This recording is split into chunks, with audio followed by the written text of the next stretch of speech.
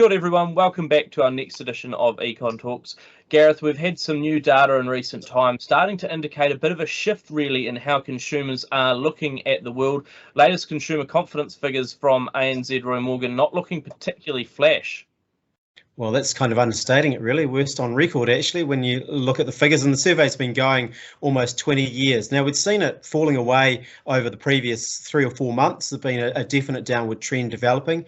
And that had been replicated as well in other confidence surveys from consumers that we've been seeing. So no surprises. But the fact that it's now fallen below where it was at the first lockdown in April 2020, and it's worse than how people felt at the height of the global financial crisis, that is a little bit shocking given how robust household spending and consumer confidence have generally been over the last couple of years, and just how much of a pillar they have been for the way the New Zealand economy has performed.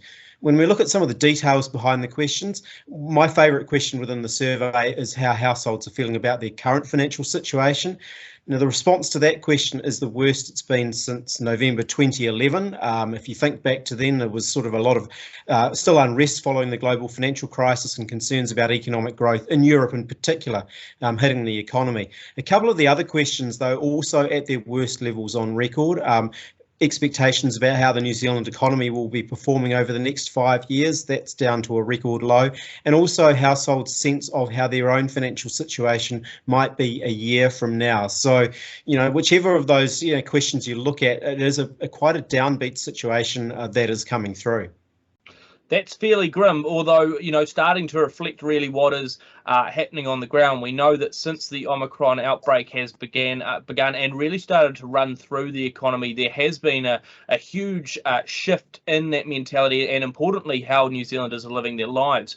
We know that consumer spending activity isn't nearly as good. Stats NZ figures recently showing that card spending in the month of February down 8%.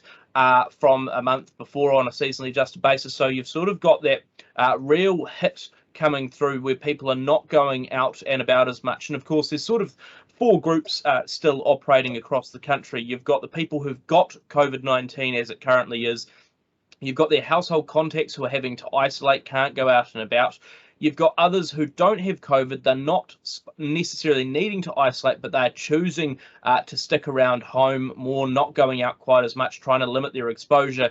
And then you've got the group who are going about life in a sort of broadly normal way, or as normal as possible in these very uncertain times still. And what that really is indicating is that you're not getting nearly as much spending. You do have, I think you've termed it almost a de facto lockdown. It's not that the government is mandating that we have to stay indoors, but people are, because they're not wanting to go out and about and get COVID-19.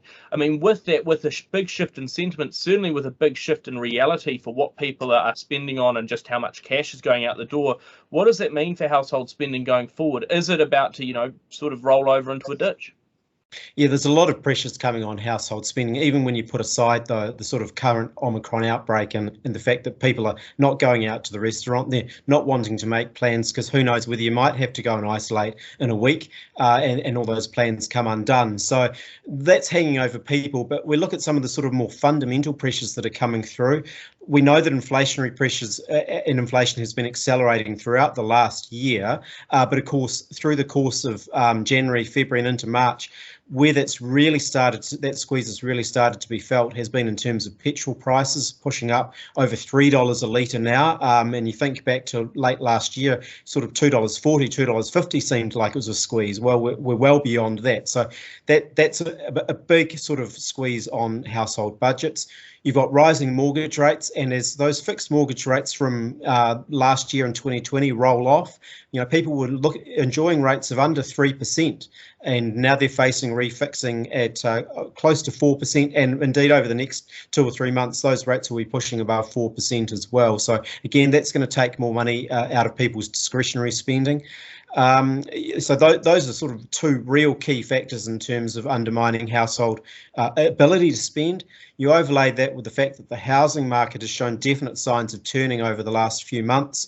And while, we've had some small house price falls, not expecting those to necessarily snowball into something a great deal bigger, but we know there is a correlation between consumer confidence and the performance of the housing market. And so consumers' willingness to spend will again be being undermined by what is happening in the housing market, and indeed the risks there would have to be on the downside as well. So you look at all of that and you go, well, thanks very much, households. You did a great job through 2020 and 2021 keeping the economy going, but it feels a bit like the end of the golden weather now, and the economy, really struggling to grow, I think, both from capacity constraints and supply limitations, and then ultimately demand or willingness to spend dropping away through the course of this year as well. So certainly a more downbeat outlook than we've been looking for and experiencing, I think, over the last 18 months. Things just feeling, a lot softer going forward from here, I think. Absolutely. And I think, remembering as well that we've been sort of through this COVID period, seeing consumer spending hold up much better than we thought. And we started to bake that in a little bit more to our expectations going forward. Just that feeling that actually, look, if households were still maintaining that confidence, they were still looking to spend, they still had the available disposable cash, they were still able to buy stuff, then maybe that would keep things going. But what I think you've seen quite rapidly shift in recent times is that much higher level of not only actual inflation, but certainly a heightened level of expected inflation going forward. That shift in the housing market, the much more rapid increase in mortgage rates than households would have been expecting.